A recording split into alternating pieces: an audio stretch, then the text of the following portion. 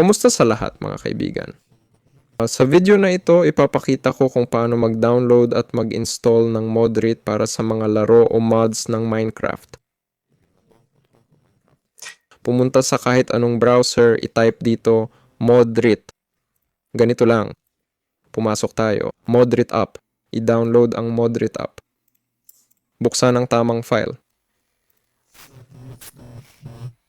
Pindutin ang next. Pindutin ulit ang next. Ganito ang proseso natin. Tapos pindutin ang next. Ito ay optional. Siguro tatanggihan ko na lang.